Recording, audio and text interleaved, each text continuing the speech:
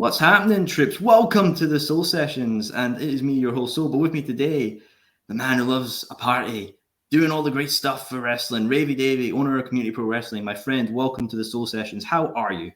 What's happening, troops? It's Ravie Davie here, the Fresh Prince of Drummond Square. I'm glad to get to join you guys today with the Soul Sessions. I've watched some of your interviews in the past with my least favourite wrestler, Thatcher Wright, and other things. So glad to get on and finally get chatting to you, mate. Really Absolutely. appreciate it. I don't know about the party. I wouldn't say party boy anymore. I used to be a party boy when I was younger. I can see why you go to that image, just my image and stuff like that. But I'm not really a party boy. I mean, I'd say if anything, I'm a lovable rogue. A lovable That's, rogue. that's putting my own home. We always love a bit of a lovable rogue. Whenever forms we can. But obviously, Davey, I want to start because every guest has a story and every story has a beginning. My friend, how did your story begin as a wrestling fan?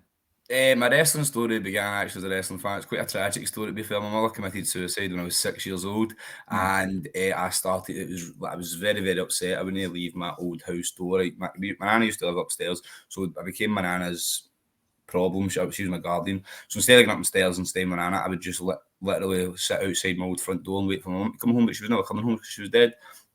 Until one day I seen wrestling on the TV, WWF at the time. I watched that, and it was the only time my nana said that I didn't cry for a good while. Was it that? So she noticed that and kind of just went the word balls deep. Do you know what that means? Like she kind of just went balls deep with the wrestling. She kind of just gave me everything for it. She would let me stay off Mondays so I could stay up the night before, watch pay-per-views, buy me all the wrestling figures, just ridiculously spoil me. And because of that, I ended up loving wrestling all my life, and one day seen it and decided to try it. Oh well, condolences for that, my friends. But it's great to see, you got to do in the wrestling, you got to do such great things. David, when was it you finally decided, like, you know what, I love it as a fan, I want to become a wrestler, I want to actually get out there and train. How did that start for you, my friend? Well, it started actually 8 years ago. Yesterday, I started becoming a wrestler. So I got a wee bit disillusioned for wrestling. You know what happens? You get 12, 13 years old, all your pals start making fun of you for it. You're wanting to get a girlfriend or buds at that age as well. So wrestling's perceived as geeky, weird, or that kind of stuff. You know, really want to be about telling people that you're into it when you're obviously trying to get yourself a girlfriend and all that kind of stuff. So I kind of fell away from it for a bit. But then once my wee nana passed away, it was like I watched it in secret and stuff like that. But you know what I'm saying? I wasn't pure as open about it. But then I seen my nana passed away, and she gave me everything for wrestling. She left me £250. And when she died, I'd seen the Insane Fight Club documentary, and I had seen that there was the GPWA wrestling school opening up in Glasgow. And my nana had left me the exact amount of money to start the 8-week training course. So I thought, this is a sign. I mean, this is the one thing I could date my nana proud from beyond the grave. So I just went to the wrestling school at the GPWA, and it turned out I was actually really good at it. It turned out took mine home again, but compared to the guys that were in, there's only two people for my first intake class that are still wrestlers, and that's me and Sam Barber. So because of that, kind of say I'm out of my class anyway. I realised I was really, really good, and I was getting told off the coaches and stuff like, "Oh, you're the next Grado," and all these kind of things. So once that obviously happened, I started just committing to it. I've got ADHD as well, so I get kind of hyper focused with stuff. So when I was really into the rest, I ended up going to 64 sessions in a row without missing a single class. I was really the only reason I missed a class was getting all expenses paid trip to Amsterdam off of ITV, because I've done a segment one time where I woke up in Amsterdam drunk. So I wouldn't actually miss training for ages if it wasn't. I would have kept my streak going if it wasn't for that. But I'm not going to knock back a free trip to Amsterdam. Not when you become a wrestler because you want to get flown about in the world and do mad cool stuff. So I wasn't going to knock back something cool for the sake of a training session. But that's how I kind of got into it. Aye. No, absolutely. I mean, waking up in Amsterdam for a night, I got to hear the story of this, my friend. What was the whole situation behind this? So the story for that is that was actually my first ever work as a wrestler, because I cared so much about my position on the card. Right, I'd get given this wee storyline by ICW that I was Ravie Davie, the Raven reporter for the scheme, from the scheme for the scheme. I was to go out and interview the wrestlers and try and turn it into like an Eddie thing, because my character's like an Eddie, my scheme boy, lovable rogue. So my gimmick was to try and interpret for the Neds. So I was doing that, and I was going to, and I had to go on holiday for the weekend, and I was missing an ICW show. So in my head, my spot was that important that I had to do something to let fans know why I wasn't there. Most of the fans probably didn't even care, you know what I mean? But I went away to a nightclub on the Thursday night, the one that the ICW wrestlers went down. I said, the ICW wrestlers come here, me, I'm going to try and get an interview. I'm having a wee drink and that. And then the next day when I flew out to Amsterdam, I done a video where I'd woke up drunk and I just said, I'm going to miss the show for Sunday. This is terrible. I need to get myself back home.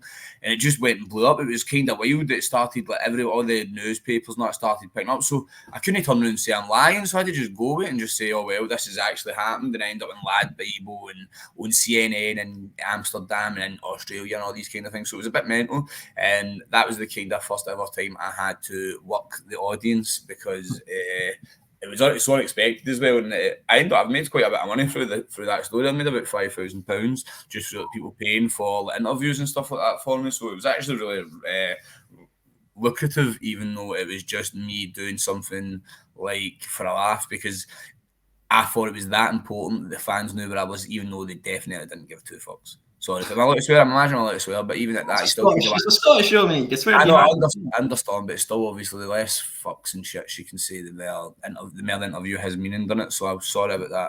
I'll probably will swear more, but I'm just saying, I apologise for any swear words I do say, because at the end of the day, I do have young fans and stuff like that who I'm a role model to, and I don't want to be effing and swearing all the time, but I'm also, as the big man said, I'm a Scottish, and sometimes it just can't be helped.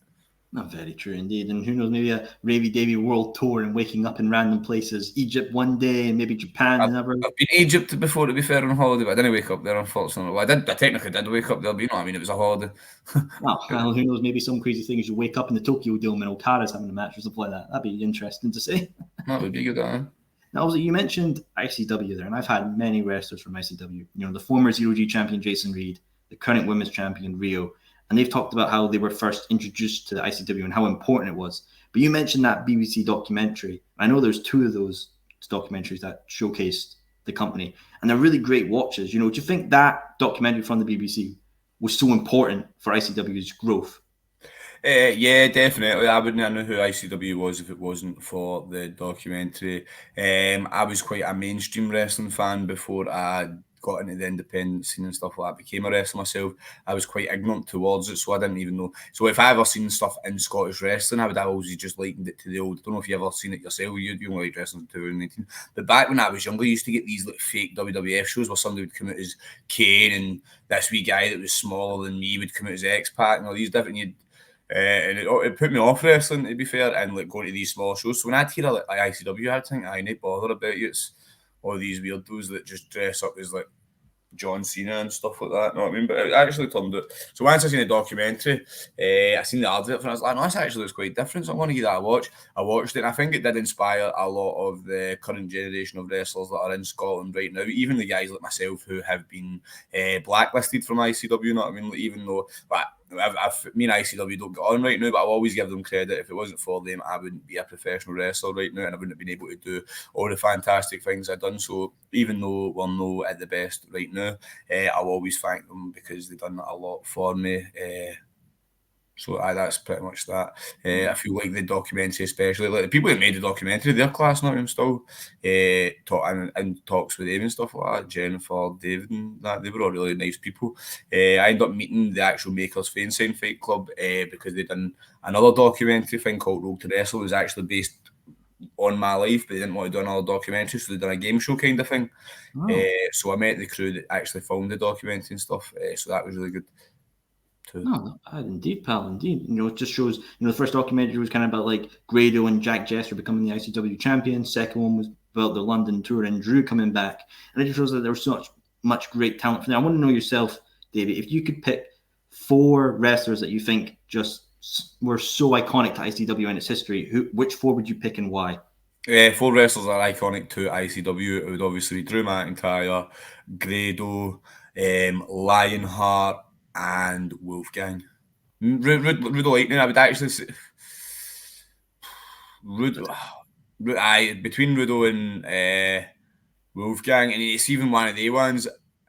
I love Lionheart to bits, but I think maybe he's also fighting for that position, but he just gets put on because obviously honour my coach, my mentor, my hero, Lionheart. Obviously, I'll honour him by putting him on the list because he's sadly passed away. But to be fair, you could pick any three of the guys to be the other two spots: Wolfgang, Grado, or Lionheart. And you could even add BT Gunn to that mix, but I would say those three are the ones that are fighting for the two places, in my opinion.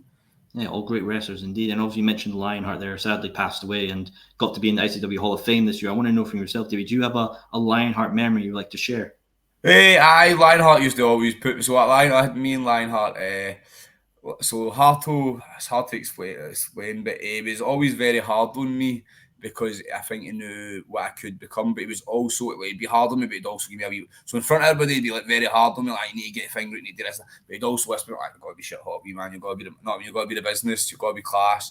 So he'd also, I feel like he'd also, like, anybody that gave him harsh criticism on me, he would actually be like that to him, that's fair, and then give me the feedback, but he'd also then be like, but you're going to be class.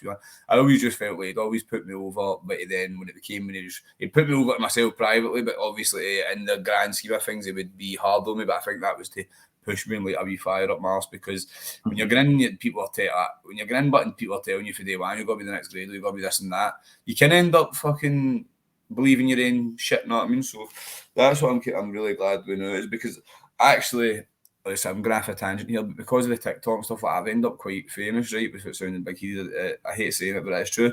But I got quite a minimum part of fame before that because I was quite Facebook famous. So I had a bit of fame before, and Harto helped me keep grounded when that happened and kept me on my feet. And because of this now, and because of Harto, I feel like now I've got this big found level of fame. I feel like I can handle that really well because I got tips and tricks on it off Lionheart when I was in Lane, and also just letting me kicks up the balls and the kicks up the arse to say, you're not a star yet, me man, stop fucking acting like it, kind of things like that, you know what I mean? Always to keep yourself grounded, and it's new stuff that I pass on to my trainees. Harto loved it a bit, so I would do it to wrestle man that time. Right. He's a good man and the Hall of Fame worthy indeed. Now, one final thing on ICW as well. I know you would have a pretty iconic match, you and Grado versus the Cabinet at Shug's House Party 7. I want to know what it meant to tag with Grado, on an ICW show. So, letting a wee secret, right? Before I started training 8 years ago, there was a wrestling show in the Pierce Institute for Source Wrestling. So I decided the day before I'm going to go and watch a Scottish wrestling show. I've been shitting on it all my life, but I'm going to go and watch it. That guy Grado's on it. I've seen for the Insane Fight Club documentary. I'm going to go and watch him. I'll enjoy it. So I made my It's Yourself sign, right? Dirty fucking mark. So I was made your big It's Yourself sign. Walked down, I've got the sign up on it. I'm front row. Grado's charging £5 at half time for photos. So I go up, man. £5 for your picture, take me Grado, lovely, not I mean, I'll take that, no problem, good stuff. So I paid my £5. I went up to Grado and I said to him, here, big man, I'm starting my training to be a wrestler tomorrow. He's like, oh, brilliant, me man, stick it in that. It's like, see, when I'm old enough, me and you'll go a team together, and we're going to be a tag team called D-Generation Gregs. And he's like, oh, that's a great name. He's like, I'm not going to lie, man. He's like, I don't think you're going to make it, but it's a good tag team name for me and somebody else. You know what I mean? I was like, he's just having a joke with me, obviously. He's like having a laugh with me. So I was like, no, I promise you, mate, I'm going to work hard. It's going to ham. So then a year later, me and him actually wrestled together in the SECC as D-Generation Gregs, which was obviously cool. But then fast forward it to last year in Shug's House Party 2. That was actually my last ever appearance for ICW, which is class because obviously now they don't use big venues anymore, they just use the asylum and stuff like that. So I read my last appearance for ICW was a big full circle moment because it was because of Grado getting into ICW. It was the reason I trained to be a wrestler and all that kind of stuff. And then on ICW's last ever big show that they've ran since they have started downsizing and doing the other venues and that, I wrestled with Grado. We were on second last because I don't think they trusted the fans to stay for the other shows. They were definitely there to see myself and Grado, you know what I mean? Because we were on second last. Grado, me or Grado shouldn't be on second last. We should either be on first half main event or the main event. But we were put on second last that night because obviously there was a main event that maybe the fans weren't that interested in seeing, so they had to put me and Grado on just before them, just to make sure the fans didn't leave because it was too absolutely boring as arse for wrestlers. I can't go on. Kez is all right. No, definitely. I hear you, my friend. It's such a great thing to see you tag with Grado. Cool energy drink. But I know, Dave, as well, you would do a great thing for the Scottish wrestling scene with Community Pro Wrestling, a great company that's had great talent come in and great stuff being put on. I want to know, what's the origin of this company? How did Community Pro begin?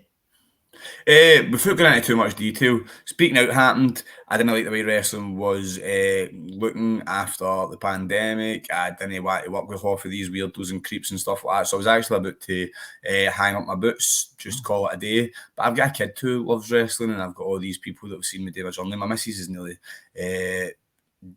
dumped me multiple times because I picked wrestling over anything else, over jobs, over holidays and nights out and stuff like that. So I felt like I'd been giving up and I'd been letting a lot of people down if I did that. So what I decided to do was start my own wrestling company, Community Pro Wrestling. And where I'm from, it's quite a community-based area, Govan. Well, it used to be, but then it's kind of died a bit. So my idea was to bring the communities back to these places. I wanted to bring the communities back to places like Govan, Burmullock, Drumchap, all these places we run. And we ran our first show and it sold out weeks in advance. And then ever since then, we've ran like 22 shows and we've only not sold out 2 or 3. So I think we're doing really good. Now we're at the stage where we're getting guys in like Eric Young for a big anniversary show. We've got a name that I spoke to you about off camera. I don't know if you want to use it for a competition, so I won't mention him. But there's a really, really big name coming in February. Biggest name to come to Wrestling Scotland for quite some time, if I'm being honest. So we're just basically I'm trying to make wrestling cool again, to be honest. Even when I was younger, wrestling was at its height. It was cool as anything. It was the Attitude Era followed up by the Ruthless Aggression Era. Absolutely class, brilliant, quality wrestling, quality stories, all that stuff. Then it died for a bit, and I feel like a lot of people, but I feel like the quality died down, so a lot of people stopped liking it. Whereas right now, wrestling is as hot as it's ever been in America and all over the world. So I'm trying to capitalise on that by making it cool again and having all these people in Scotland be able to watch. Maybe they can't afford as well to go to WWE and stuff like that. Be able to have somewhere that can go and watch wrestling every week. I don't have my tickets aren't too expensive. They're £10 an adult, £7 a child, and £28 a family ticket. And it's 2 adults and 2 children. I think that's fairly cheap, especially for a night out with your kids. And as a father myself, I know that it's hard to get your family something reasonably priced these days to go out. So we're always looking to try and do stuff to bring people in and that, and bring families in, build a community. We actually have done that with Community Pro Wrestling. Now I've got the wrestling school. We have all these kids now that come out of the wrestling school, and they're all friends with each other. All the mothers are friends with each other, and the fathers. All the wrestlers are friends with we're all friends with each other, friends with my adult class, and the kids look up to them and all that. So it's really good what we've managed to build in such a short time. And since Community Pro Wrestling started in October 2021, and we're not at this 2-year anniversary yet, and we're absolutely flying.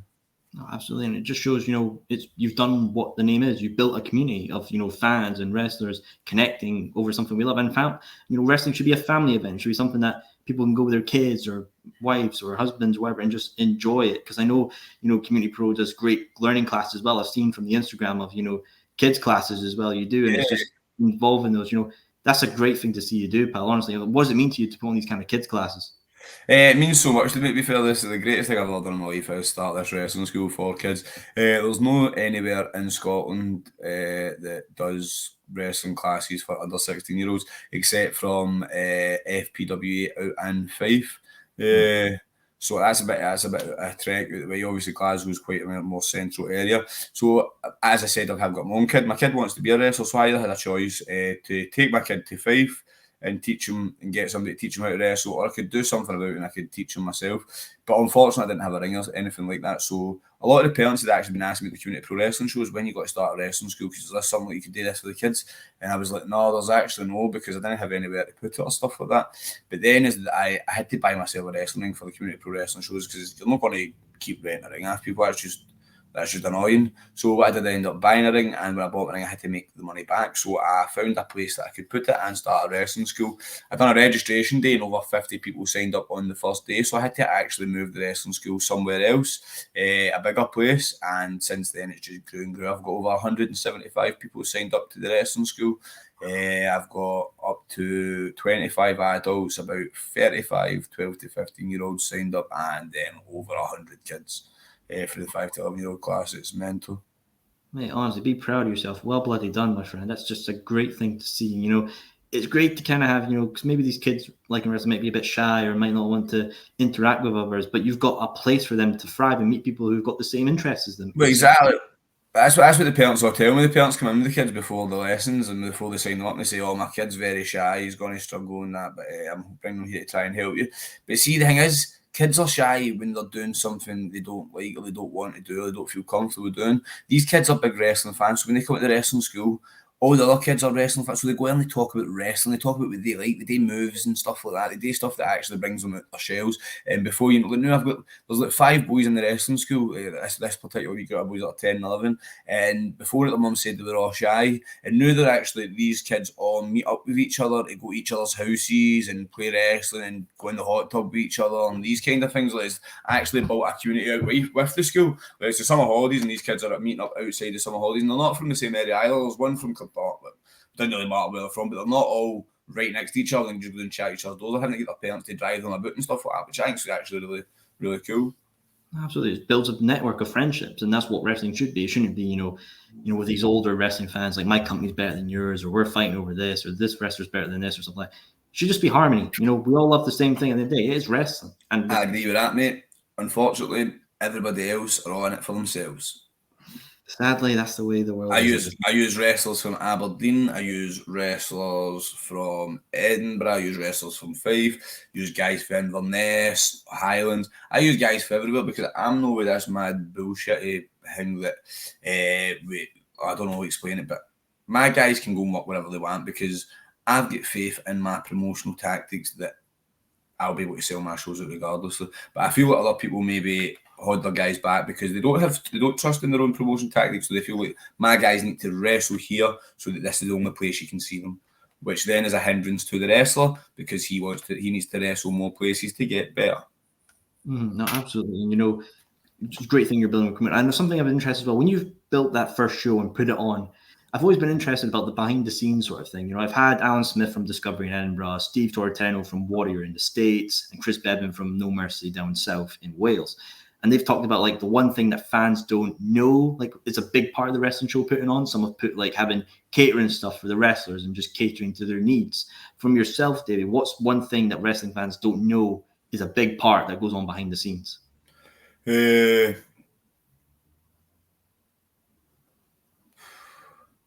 How stressful it can be.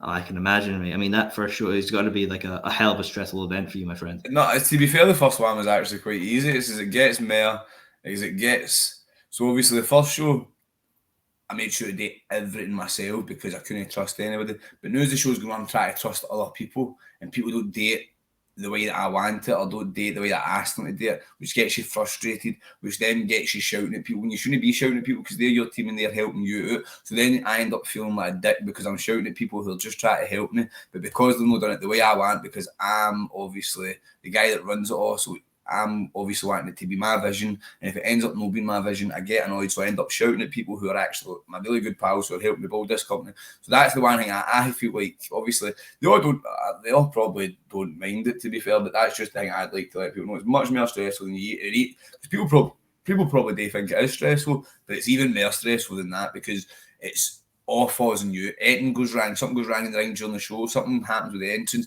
somebody doesn't turn up, somebody pulls out, it's just so stressful. Mm-hmm. No, absolutely, I can imagine. And you know, you've done great shows, you know, continued on and thrived on. And I know you would then introduce a championship, the Community Pro Championship, and you would have a whole tournament to crown this thing. I want to first talk about the belt because I think the belt looks beautiful. It's just really a beautiful title. I mean, heck, as soon as I can get a replica on my shelf, I'll have one, my friend. So I want to know what went into designing this championship. So I'm not going to lie, the guy that is my poster designer, you probably know him, Aspen Faith. Okay. Heard him. He's a very good graphic designer. And I just said to him, Aspen, mate, this is what I've got in my head. Can you do this? And he done it and made it even better than I thought. A lot of guys in Scotland use them and stuff like that, but if you're a wrestler who is listening to this and you're thinking about a new t-shirt design or you want something to do graphics or something, I would always use Aspen Faith because he is good. He works with all sorts of different wrestlers, so he knows what's in and what's no and what is getting over. And he's got a really good creative mind. The amount of times I've said to him, I want this, or I've got this idea in my head, and he can do my idea 10 times better than I thought it. It's amazing. Absolutely. And of course, I mentioned the tournament there, you know, featuring names as like former guests of the show, CJ West, Thatcher Wright, you had Simon Miller in there, Leighton Buzzard, truly stacked. You know, building that whole tournament, was it kind of stressful building it, or was it kind of like, oh, the pieces are just falling into place? Oh, it was very stressful, mate. I was trying to get was trying to get massive names for it, to be fair. I'm not saying any of the names that were in it weren't massive, but I was trying to, that was when I was trying to get obviously I've got Eric Young now for the anniversary show. I was trying to get an Eric Young caliber name. I was messaging guys like Keith Slater, messaging guys like who else was I messaging? I ended up getting Grado, to be fair, last minute. So I ended up getting a big name of that. Even though I like Eric Young and all these guys, Grado probably sells more tickets than guys from Impact Wrestling, that because he's a big Scottish star. But that was kind of the insight that I was trying to get massive names for it. But I ended up getting, I feel like Denise, Simon Miller, and Joe Hendry were all big names to get, and Grado as well. But I was just, because of the big title to him, I was just wanting like a big name. And you know what I'm saying? Like my first import. I didn't get my first import, but it's all right. We've got 2 belters lined up. So as I said, what's for you won't go by you. So I didn't get him in the title tour. But the title tour was a lot of stress. Like my first 2-day show, for some reason, I'm all like in a behind the scenes secret, right? All you know, all my shows sell out well, right? I've lost either sell out or sell it way in advance. These 2 shows were sitting at about 30 tickets sold until a month up until the show. I was shitting my pants, man. Honestly, I thought this was going to. But I thought the 2 days was too much. I've just ripped it. But it ended up in the last month, it ended up selling. Basically, so it did sell. The 2 of them sold out. Nothing, but it just must have been because it was a 2-day event. People were maybe saving up to get the 2-day ticket and stuff like that. But honestly, the stress behind that, I thought I was going to have to. Because as well, obviously, get to a stage like you need to save up money. So I've made a lot of profit. Not a lot, but I made whatever I made from my profit marshals. I was going to use that to then make more by bringing all these big names in that. But then eventually, as I said, it ended up only being like 30 people who bought tickets for the first wee while away, and it had me shit myself. It ended up becoming a very profitable show, and I done well and all that. But as I'm saying, it wasn't at first, and I was scared. I was racking my brains. Went off, done well, and then you had Thatcher Wright crowned the champion. I mean, Thatcher I've had on the show, and he's a very, what's the word to say? Interesting individual. Well, that's fair dues there. I mean, I'm the host. I can't belittle my guest. That goes against my credibility. I got to keep that intact. But obviously, David, he is a very interesting individual. What did it mean to you to see Thatcher Wright be the champion, holding this title that was in your mind and it's now physically there in his hands? So it was actually very emotional having Thatcher win it because I made it to the final against Thatcher early 2 days, and in the semi-final match, I done a big. Do you remember John Cena's entrance at WrestleMania? We had all the John Cena's come out. Well, yes. I basically copied that, and I had all my kids from my wrestling school come out, like mini Ravie Davies and me trackies and hats, and they all lined up, then looked at each other, shouted what's happening, troops, and then I made my entrance. We walked through all the kids. So when I was in the semi-finals, I won the semi-finals and I went to the finals, and then when I lost to Thatcher in the finals, all the kids in the crowd that go to my wrestling school and stuff like that were crying, which then made me cry because I was upset that obviously I couldn't finish the job for them. So it was very emotional, but it was one of the parents for the wrestling school actually said to me, like, we had all the veins. So I hate sending the fans home happy in my wrestling show. So every one of my shows before that was always a baby face in the main event doing something to send the fans home happy. But this is the first time it had happened where the fans didn't go home happy. And one of the parents for the school said, things didn't go as planned, but yet all the kids and everybody wants to come to the next show to see what the payoff is from the bad guy winning the belt. So that was kind of a big thing for me because I'm not going to lie, I was worrying about what would happen if a heel did win the belt, and we always have good guys on top. Is it going to maybe stop the crowd from coming? Thatcher Wright's very, very, what do you call it? What's the word? Polarising, that's exactly what I was actually looking for. I was saying divisive, but it was polarising. I was looking for. It was very, very polarising. Like, a lot of people hate Tories, not a lot of people with Maggie Thatcher, especially in Scotland, fucked over a lot of people financially and stuff like that, especially in Government Rasta, the shipyards. She shut parts of that down and stuff. So I was also worrying, is this going to be too much? Not only people going to boycott shows or not come up as much and stuff like that. So it was after that I had to kind of try and curtail it.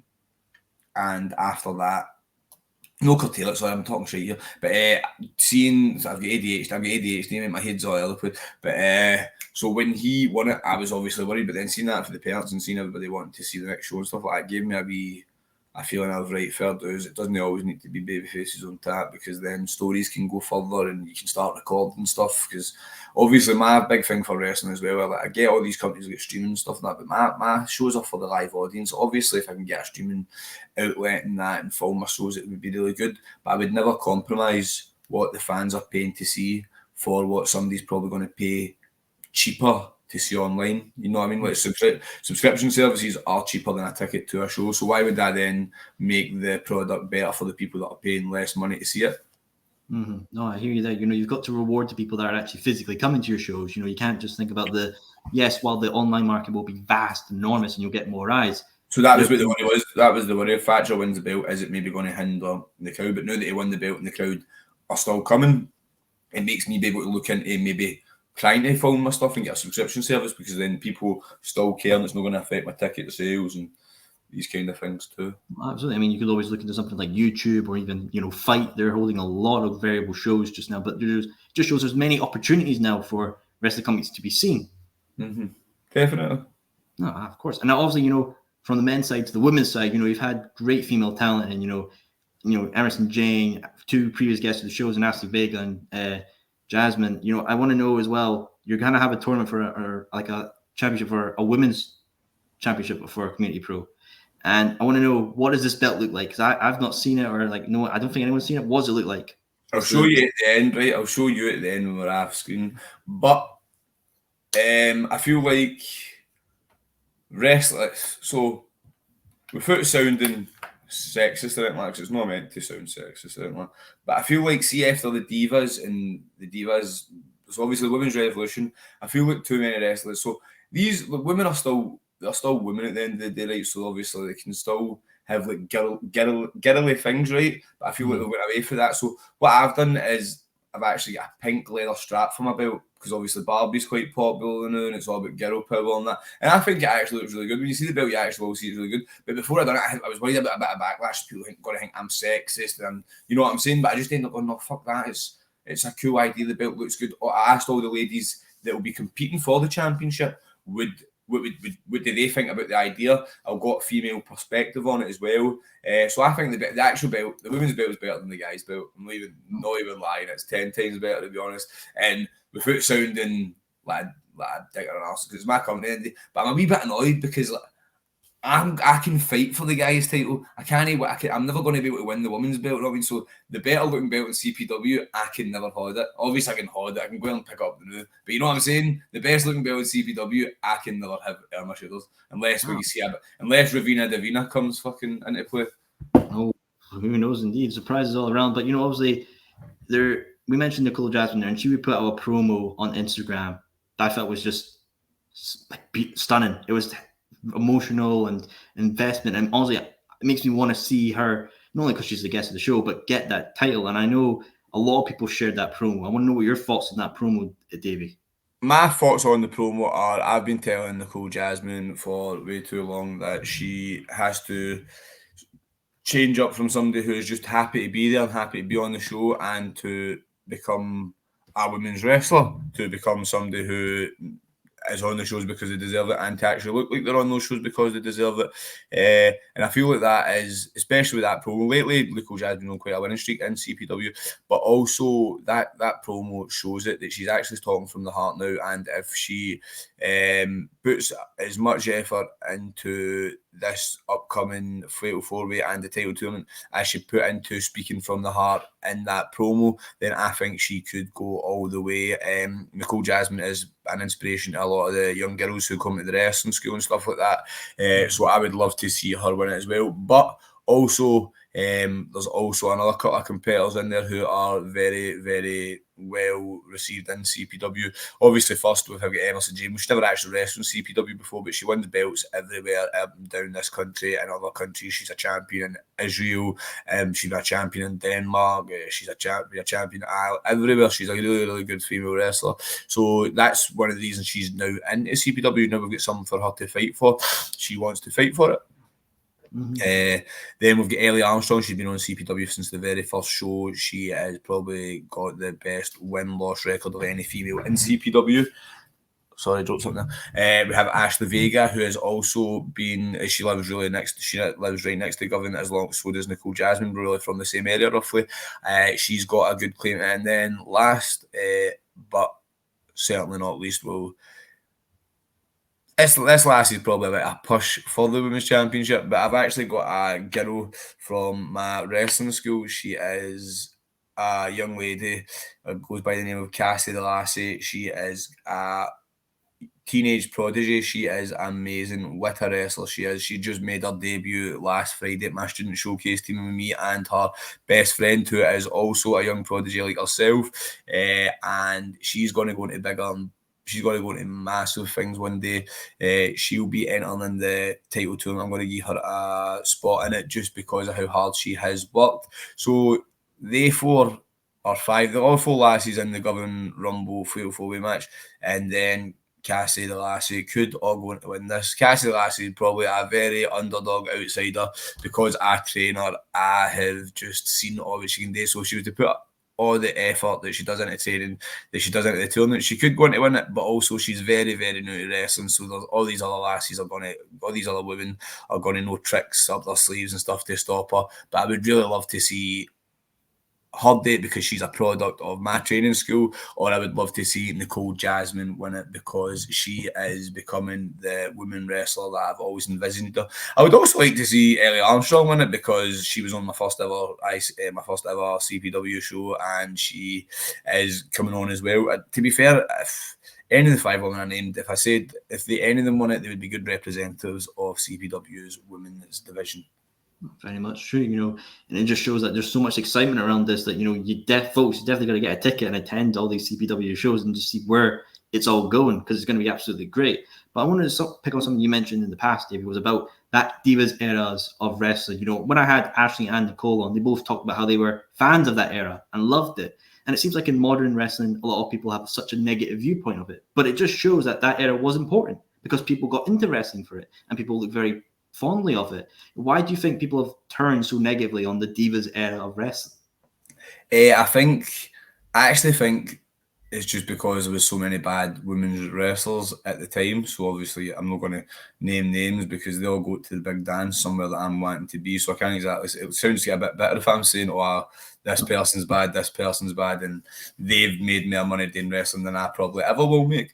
But I think there was a point where it was really bad. It was the quality wasn't good and stuff like that. And I think now, because the quality is so big, I think now people are just mixing in the Divas area with the brand panties era, and I think people are mixing the two up. Whereas the Diva, I can see why the brand panty stuff that needs to go away. But people shit on the Divas stuff as if it was just something. There was some good stuff in the Divas era as well. You know what I mean? There was obviously your Michelle McCool's, your Leigh Cools, your Layla and stuff. There was some good wrestlers in that, and I feel it just all gets lumped into the one big shit. Like people saying it's the one big crap era, but I feel like it had its different peaks and troughs. Obviously, like anything, like there was a point in time, even with the brand panties era, where you had like Jazz, Victoria, Trish Stratus, Mickie James. These are women's wrestlers who are fantastic, and fair dues were showing a bit more skin, but it doesn't take away from anything they'll do in the ring. Obviously, now we've got women wrestlers all over the countries, all of the big companies getting better and better. I feel like because there's so many good ones now that people don't give the respect to the era it deserves. But I also feel like there's parts of it that shouldn't be buried in time. I get why there's parts that are forgotten about and buried in time. There's also things that we need to give them the credit for that. I feel that's one of the reasons Trish Stratus is back just now, because I feel like she isn't. I feel like it's actually true to the story. She's got the thank you Trish stuff, because I feel like she actually believes that she isn't getting the credit she deserves. Because if it wasn't for Trish Stratus, there's probably a good chance even we'll go your Charlotte Flairs or Becky Lynch's, your Bianca Belairs, or even your Ashley Vegas, or your Nicole Jasmin's, these kind of lady wrestlers. So I feel like she is actually kind of playing up on real life, a bit of reality, because she probably actually does feel a bit scorned that she isn't getting the credit that she does deserve. Mm-hmm. No, absolutely, indeed. And, it just shows that these past wrestlers, well, you may not like them or like the era they were performing in, they're so important to building the stars of the future. And obviously, you're doing that with Community Pro, which is such a great thing to see. And obviously, you mentioned there your anniversary show coming up with Eric Young. And I think you're also having your first ever ladder match at that show, if I'm correct. Yeah, so on night one we've got Eric Young, and I'm no sure. Basically, over the 2 days of the weekend, we have the winner of the Governing Rumble will be challenging for the heavyweight championship against Thatcher Wright or whoever has the title. Then I'm not getting that's not a spoiler. I don't know who's going to have the belt there. So never know. Then there is the women's title tournament semi-finals and finals will be over those 2 days. We'll be crowning a women's champion. We will be unveiling our tag team championships, and I will be announcing how they will be getting crowned, which is going to be very, very big. We'll be having our first ever ladder match on night 2. So basically, I'm going to be doing our equivalent of the Money in the Bank ladder match. I'm going to be doing CPW's ticket to the top ladder match. Pretty much self-explanatory. A ticket to the top. You get a ticket that gets you a championship opportunity of your choosing. Then we've got all your CPW favourites. Probably have gimmick matches. Like no doubt it will probably be a street fight somewhere. No, I mean there'll be like tag matches. All these different kind of things that I'm just going. Also, actually, this is also good. I will actually be doing some form of showcase for the 12 to 15-year-olds. They go to my wrestling school. I'll be putting them in some form of match as well. So if anybody from that class's family are watching, get your tickets now because your Waynes will be wrestling. Oh, absolutely. Go, come on, folks. Get the hurry on. Let's get these tickets sold. But I want to talk about something about Eric Young. I mean, hell of a talent in himself. But did I mention Eric Young? Actually, that's how excited I'm off for the weekend. I never even mentioned the guy that I'm buzzing to have. I've got Eric Young on the show. He's going to be at night 1. We've got Simon Miller for both days. He really impressed last time at CPW. He's a big fan favourite, so we'll got him for both nights. And then obviously I'm going to try and just get other names for other matches and stuff like that over the weekend. I'll try and who you get, but I want to. So Eric Young, like he was in WWE and then surprisingly left and showed up back at Impact. What in that time frame did you contact him to get him back? Was it when he showed up at Impact, or was it before then? The thing about wrestling is when both somebody contacted me about it, to be fair, on message saying, "You get a show this date, would you like this guy?" And I said, "Of course, I'm trying to get an importer. I would love him." So kind of like see, for example, if you're trying to bring a guy over to the UK, it can be quite expensive with flights and booking fees and that. So you and a couple of promoters usually would team up to bring him over for a wee tour. So that then you can cover the cost of the visa, the hotels, the flights and that, and make it profitable for yourself and for the wrestler. Because as well, it's quite a far trip. No, I mean, so if you're traveling 13 hours on a plane just to wrestle one match, I could imagine that would be quite annoying. Whereas if you're wrestling, you get like a wee mini holiday as well, because of wrestling only Saturday, Sunday, Friday, Saturday, and Sunday, stuff like that. Also as well, I'll get the guys there for a seminar. So there'll be an Young seminar on the night before the wrestling show, which will be good. That's definitely a hell of a great opportunity to have. And you mentioned there the tag titles. I mean, that's gonna be interesting to see in itself. So many great Scottish tag teams. The Power, Casino Brutal, Arcade Violence, all great guys. But I want to know. Never even mentioned your old Daz tag team here, the Govan team. I'm in a tag team myself. And to be fair, no offence to any of the teams that you named there, but we're the best tag team in Scotland. Simple as. That's very true. You are the best. I mean. Apologies there, my journalistic integrity escaped my mind. I should have mentioned you, but I want to know if you could bring in any import from any company to have in for these tag titles. Who would you want to bring and why? Well, we'll stick with a wee theme since I've got a guy for Impact. I've actually got another guy for Impact in February coming. But I'm going to keep that one a wee secret because I've told you, but I want to keep it. I want to keep it for the announcement. But since tag team tournament, I'll stick with the Impact theme, get another guy, people for Impact. 2 wrestlers that I grew up watching, I absolutely loved them, and would love to see them in Scotland. One of them was my favourite wrestlers when I was younger for a while, when he was in his X Division run and stuff like that. So I would love to see the Motor City Machine Guns in the tag title tournament. Ooh, that would be very spectacular to see. And I mean, I'm sure these tag titles are going to look absolutely gorgeous as well. I want to know what kind of titles, are inspiring your mind when you're creating these tag titles. The SmackDown 2002 to 2007 titles. That's the inspiration I've got. That and a Beyblade. Oh, is it going to spin? Are we getting No, a spin? No. There's no spin. It's like kind of get a look like the Beyblade had the. You see what I mean when you see them? Yeah, I got excited there. I thought we're going to have spinners back. The spinner is back. No, Spinners are my favourite belt. So one day CPW will have a spinner belt. You can put all your money on that. That will happen. Even if it just needs. I'll break out the 401k. I'll bring out the 401k. I'll put all my bets on. I'm ready to see this thing because it's going to be absolutely gorgeous. Whoa, beautiful, mate, beautiful. But now I want to look over to the future. The future is not set in stone, but many great things are happening. We've talked about the second anniversary show, but I want to know, 2024. You've mentioned you're having a very special guest coming in for one of your shows, which we will not. No, my lips are sealed. Don't you worry. But I want to know in 2024, what other achievements would you like to see for Community Pro? But I kind of want to do is I want to get a partnership with one of these bigger companies. You're seeing it in the new AEW are sending guys out and letting them wrestle indies and stuff like that. They're letting guys go to OTT and Ireland and stuff like that. I would like to strike out a deal with somebody like that. Maybe Impact, maybe AEW. Ring of Honor is a subsidiary of AEW, but still, so even as them, you know what I mean? A Mexican, I don't know. I would just like to build a relationship with another company and just see what cool things we can do. Obviously, I want to keep growing and stuff like that, but that just feels like an out the box answer that's not going to be the same pitch that any other promoters are going to hit you. I'd like to get this import in. I'd like to.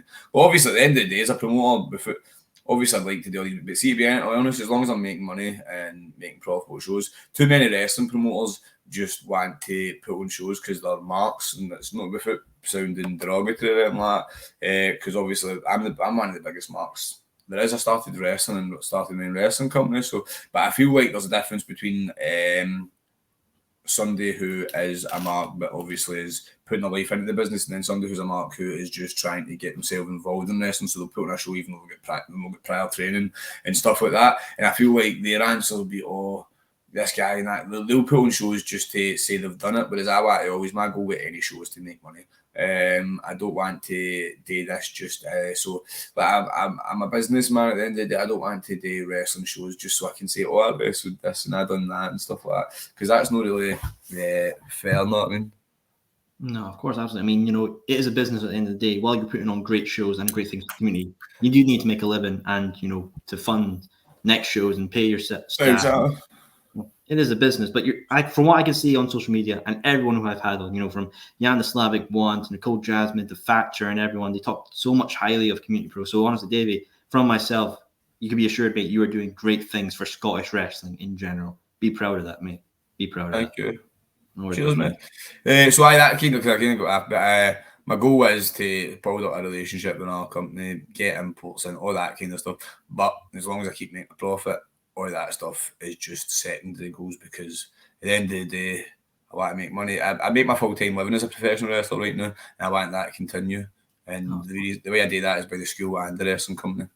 Exactly, dude. And also, you mentioned AEW there. They're coming here for Wembley Stadium, all in. I mean, such a significant historic event, especially on our soil, UK soil, which is great to see. What does it mean for you, Davie, as a wrestler, to see a big company like AEW come here, say Wembley Stadium, let's sell it out and put on a big show for the UK fans? I've got tickets for it, to be fair. I'm going to be going down. I've got tickets for my wee boy's birthday.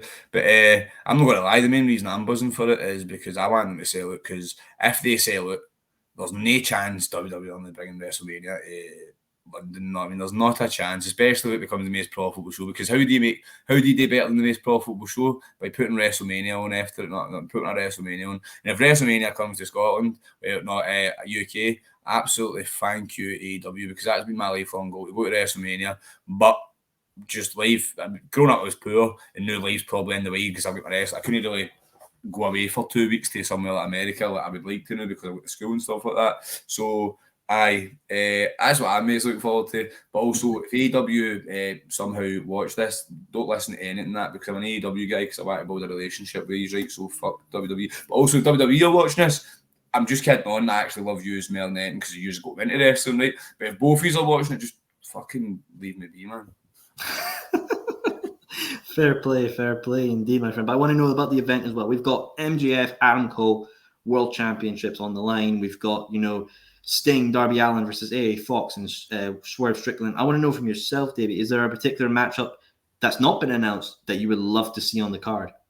The rumours going about are Jeff Jarrett versus Grado, two of my pals. Both of them I've met both of them. Obviously, I've wrestled with Grado and that, but when Jeff Jarrett came in and was doing his stuff with Grado, he like followed me on Twitter and Instagram and stuff like that, liked my stuff on, and so obviously that's a wee Joe. He's obviously not my pal, but well, he knows who I'm on. Know what I mean? I also carry on John Cena my pal because he follows me on Twitter.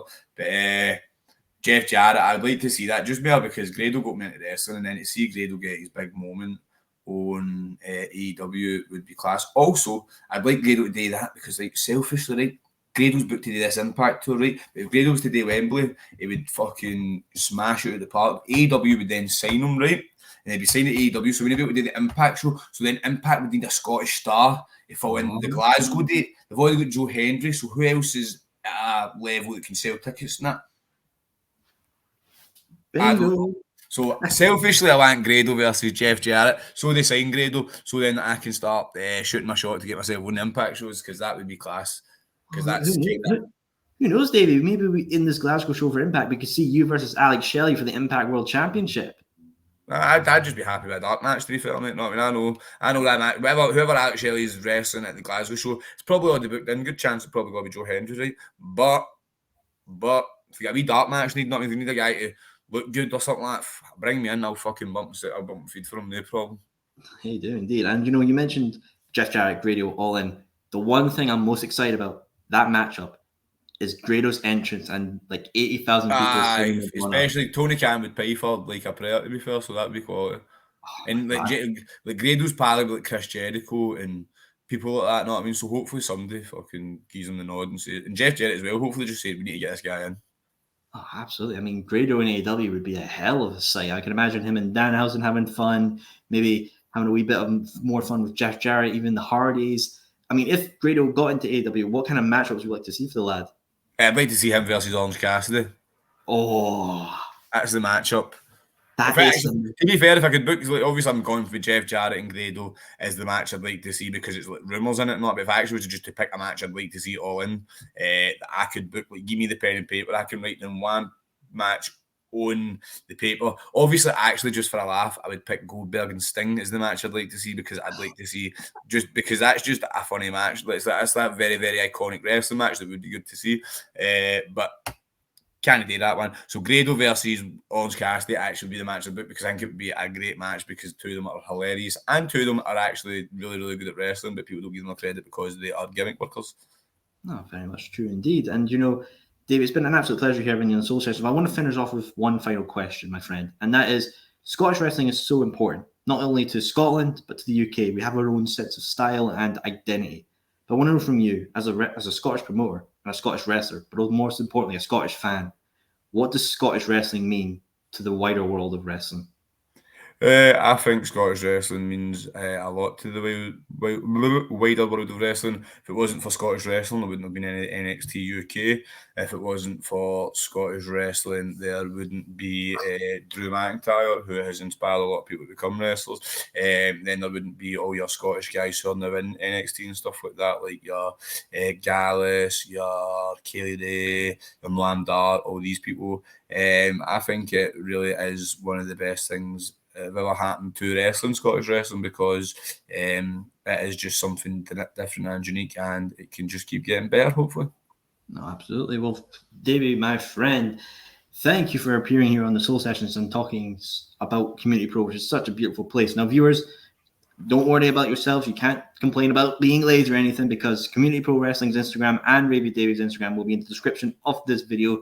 Click them, follow them both, and you can see more great wrestling with here in Scotland. And I want to, finish off as well, David. You've mentioned some great shows as well, but what kind of other shows has Community Pro got that viewers can attend?